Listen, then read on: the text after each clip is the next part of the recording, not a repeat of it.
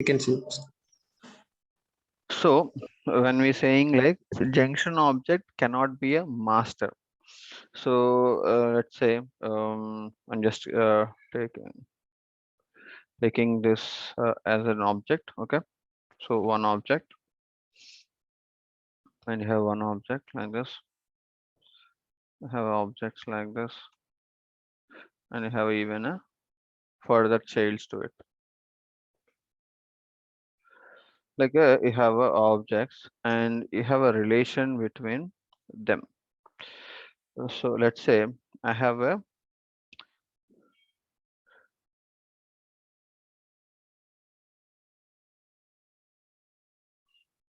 so in this diagram, think that the above um, this one is a parent and below are a childs. Similarly, this is a parent, these are childs. So when you have a scenario that you have a two childs,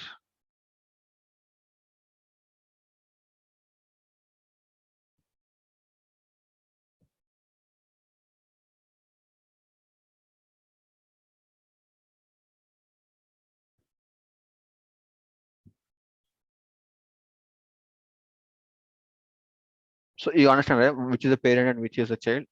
So similarly, when you have an object having a two parents, so I'm having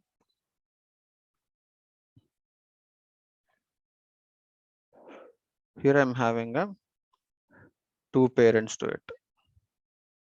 So this is going to be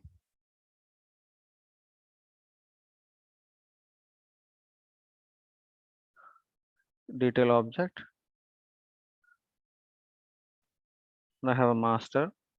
This is one. This is a master one, and this is master two. Then there is one detail object which is having a two master detail relationships to the two objects. So now it's become a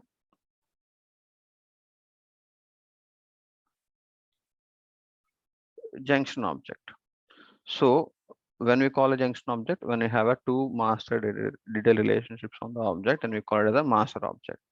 Then what I'm trying to say was, then this junction object cannot have a child with a master detail relationship. So let's say I have one more object over here, and if I try to create a relationship called a master detail relationship with a junction object, which is not allowed. Okay, you cannot create a master data relationship. If you want to create, you can create a lookup. Okay. You can create only lookup to the junction object records. Okay, not the master detail parent to any of the objects. Okay, Bob. Okay, good. Then moving on to the today. So we have not covered a custom field called a formula. Um,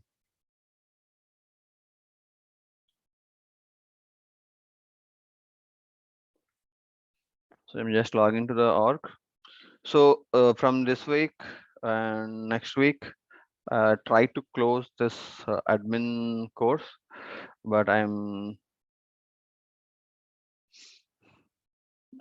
planning to close, but let's see if we're able to close it or it's going to take few more days. So from here, it's going to be a more interesting topics and more widely used topics and more important topics we can say that we're going to cover. So today we're going to complete this one, the fields. Okay, so if we're going to let's have some theory. Formula fields. When we say formula field, it's going to formula. So what formula does? It will calculate based on some inputs. If you have some inputs, then it will calculate those and give a result. So like that, we have a formula field in Salesforce object as a custom field. So what it does, it will use existing fields. So we have a about customer, active resource count. So all these fields you have, right? If you create one more field called a formula field, there you can use any of these fields in this object and any of the parent. So when I'm saying parent, when we have a lookup or a master detail relationship, so you have a lookup relation here, you can use this field. You have a, so not only this field, you can go to this object. So it is lookup to a user or a group object. So you can use the data in user and group also in the formula fields. So similarly, when it's a roll up, so you can use this field. And if you have any of the, so I think we don't have much lookups here created. So let's say, what other object we have? Project and remember what objects we have created.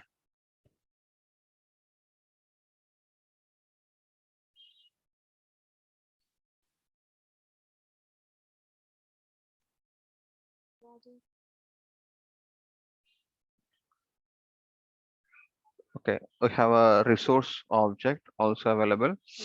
Think lookup we have some master data relationship to the project, right? So if you have a formula and resource object, then you can use the fields in the resource object, and you have a master data relationship to the project, right? So you can use the fields in the project also in your formula in the resource object. So whatever you have look up to the contact, right? So you can use the fields of the contact also in the formula of a resource. So you can use a parents. You can use the data in same object, and you can use a parent record object as well in your formula. But you cannot go to a child's. You can go to a parents, but you cannot go to a child records. So that clear? And just we're going to create one formula field. Um, let's say I have some information on the project. So I'm selecting a formula and going to next. So there's an option. What are all the different data types that are available in a formula? So after creating a formula, you can make it as a checkbox field. That means it's going to save a true or false information. And the currency field means like you can do some calculations from different currency and number of fields, and you can store it as a currency field.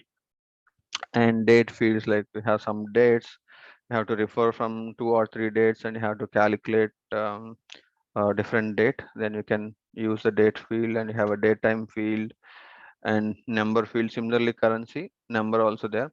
So both are same, but only if you make it as a currency field, then it will show your currency symbol like a dollar or INR, whatever it is your currency. It will show along with your calculated number. It will show the symbol as well, and it's a currency field. The percentage. So here, whatever the calculations you do from your decimal or currency or number fields, whatever the value you get, it will multiply the 100 and show the percentage symbol. And text will be like you have some text fields, and you want to like create a formula field and form a different text. Like you want to process like take some left characters and right characters and mid characters and add some other text to it and make it as a unique form. You can process some other fields, and you can make a fields.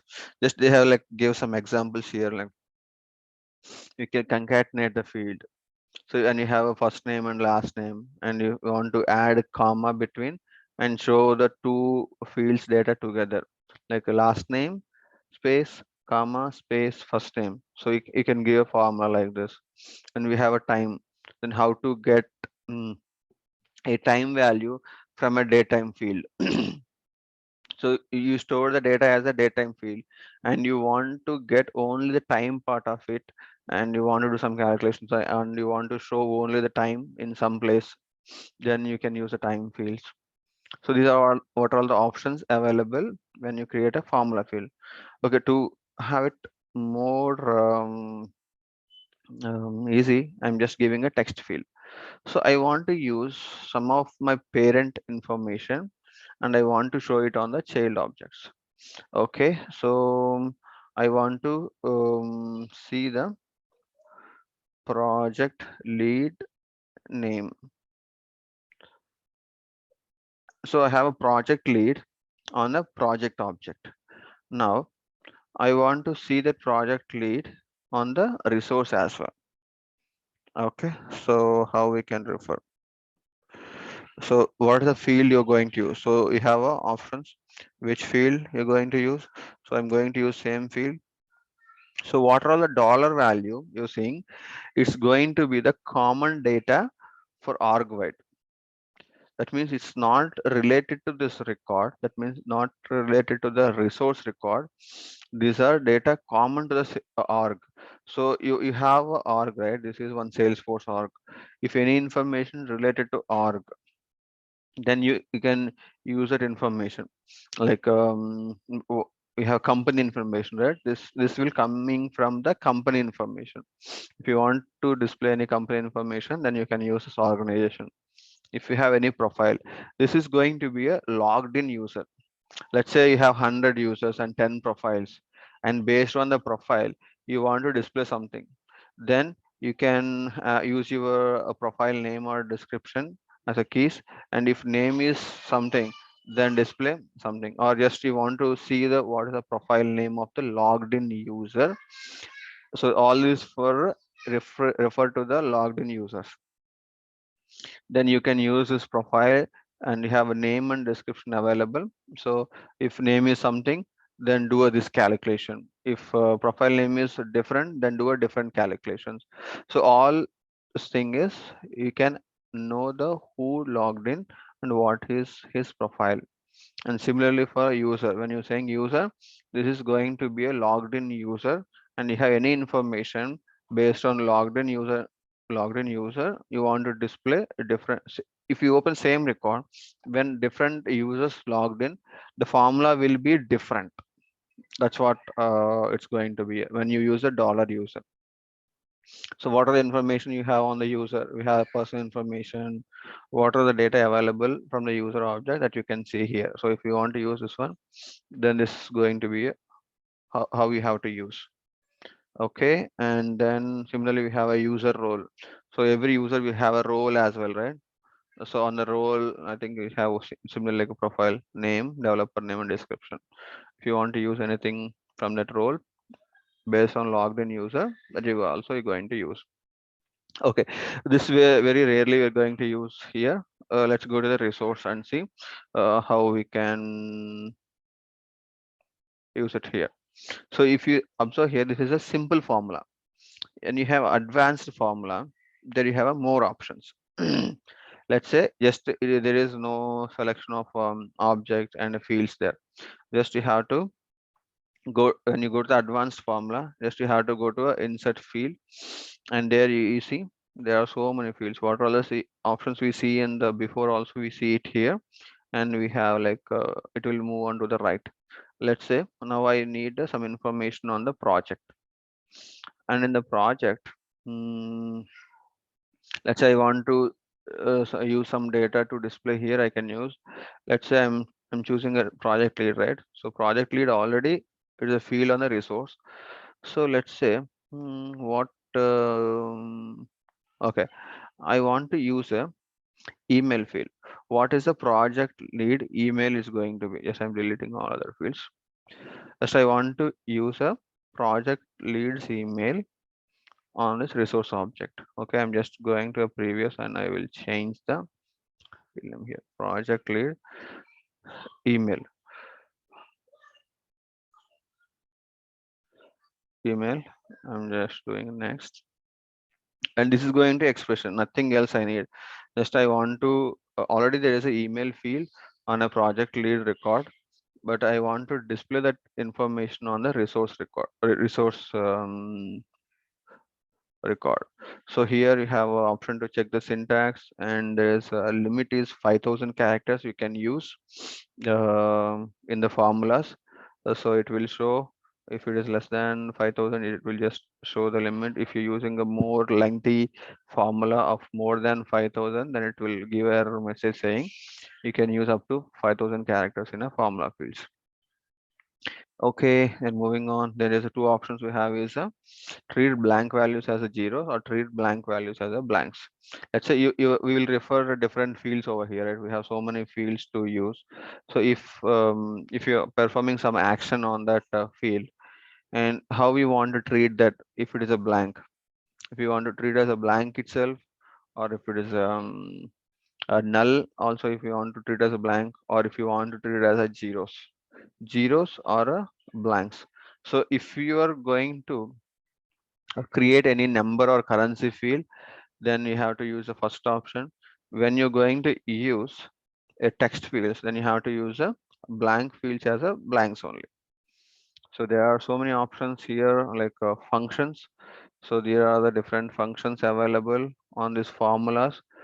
So based on requirement, you can use like whatever the function you want to use.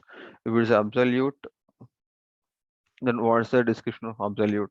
So it will take the only absolute value of the number. So you can see the description below for each function we choose. So if you choose, just you can just have a quick lines of it, how you can use that function.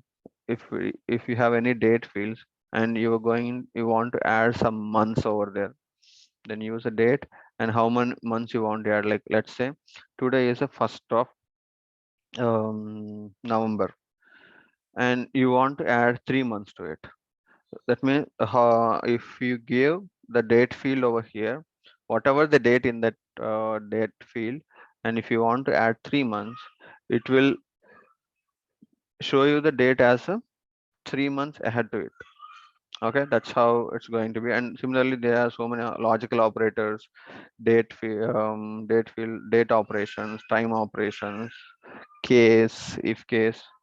We're going to use some of them, and let's see first how it will display and how it's going to be. So second thing you have to remember is the formula fields are always read-only fields.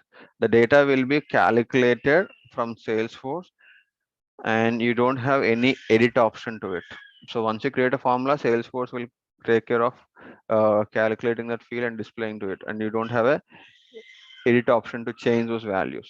What are the formula you gave, based on that formula it will automatically calculate that data and show it for you. Okay, then it's created. Let's open any one of the resource record and see how it looks. See here. Question. Yeah. So I mean, in the future, if you want to change the formula again, so we can do it. Right? Yeah, you can change anytime. So automatically the data will also be changed. Let's say now I have created a project lead email. Okay, now I change my mind, or like I have one more email field on this project lead. I want to use the other email field. Let's say just to answer the Karthik question, whether we can change the formula or not. Yes, we can change at any point of time. When you change, automatically the data will also change. Why? Because it's a calculated field, right? Based on your new formula, it will give a new data based on your email. So you have one email field over here, and if you have any other email fields, and if you want to change to the email field, then you can change your formula to the new email. Where is it? It's a project lead email. Okay. Here now I want to not only the email, I want to add something text like um, this is project lead email, and then I want to add like this.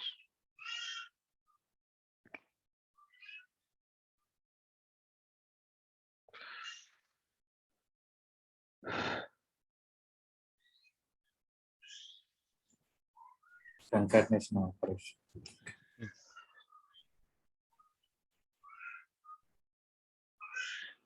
Okay, so this and symbol is the concatenate operation here. So you can see the operators here. What are all the operations available? So here and symbol is for a concatenating. So I want to add this text. So I have selected this as a text field. So it will not restrict me to add any text and email. If it's the email field, then it will check if it's a valid email or not. So this is how I want to display my text. So though even we can change the field label and name also, right? When we editing Field, the label and name also we can change, but thing was label, I think you can change at any point of time, but this name, if you are using this name in some other formula, so this is a formula field, right? And I want to use this formula field in another formula. So I have created one more formula using this formula. And if you want to try this, try to change this name, then it will ask, there are some other references for this field. You have to remove the references, then only you can change the API name of the field. So API name is used when you're using this field in the backend, then API name will be used when you're using a field in anywhere, like if you use it in your code, like Apex classes or anywhere, and any other formula. If you're using it, if you remove those references, then only you can change the API name of the field, or you can delete the uh, field. That when you don't have a references, then only you can either change the API name or you can delete the field. Okay, so yes. API automatically created, right? Or we API need name to you can change. So it's by default it will populate the value. So I'm not using anywhere, right?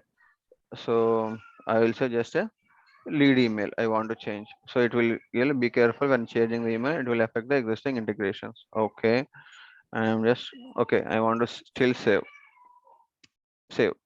So if you observe, so what are the name I see the field name I can control. The API name will be the field name followed by the underscore C.